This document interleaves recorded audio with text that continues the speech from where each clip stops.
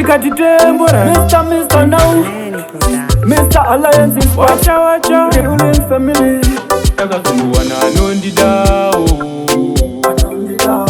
takazunguwa na Anondidawo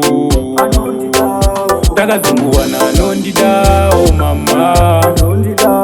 takazunguwa na Anondidawo baba kana zvese anondipawo rudo rwandinoda anondipawo kana kwandinenda ndoenda naye kana yandinoda ndoita naye ndakapinda murudo nevanhu hoko ndichibatwa sechikoroko kurara ndakamuka kunge mahopo semurasa ndidi kukushaya kunge moko inzwai mai nhasi ndomuona mbaimbai fesi yake inobaka sechitaitai ini naye tokonekta kunge wifi 5G andirasema saisai na Anondidawo mama takazunguwa na Anondidawo baba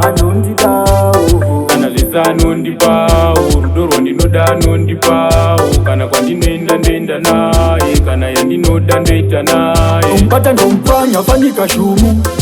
andifenda musiya mumu muzakarisire kuti ndingaitwa gumu anondiraramisa kalaifi kechigunu takabva naye kure kure kwamurambinda chiti ndamuwana chandichengeta ndiye wandinoda bebi wakanaka nyange zina kupoda ndakapinda murudo ndikadhipisa maex ndikazvimbisa mufesi ndikadzingisa achiona tiri tese vakalikisa kuzama utimakisa sitakazvivharisa takazunguwa na Anondidawo mama takazunguwa na Anondidawo baba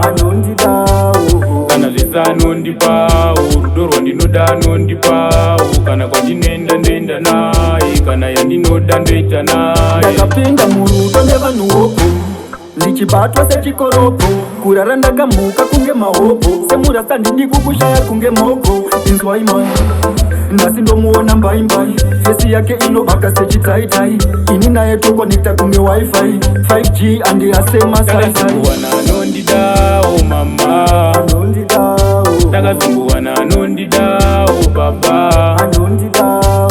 kana zvese anondipawo rudo rwandinoda anondipawo kana kwandinoenda ndoenda naye kana yandinoda ndoita naye umbata ndomupanya fanika shumu andifenda musiya mumu muzakarisire kuti ndingaitwa gumu anondiraramisa kalaifi kechigunu takabva naye kure kure kwamurambinda chiti ndamuwana chandichengeta ndiye wandinoda bebi wakanaka nyange zina kupoda ndakapinda murudo ndikadhipisa maex ndikazvimbisa mufesi ndikadzingisa vachiona tiri tese vakalikisa kuzama utimakisa sitakazvivharisa Mr.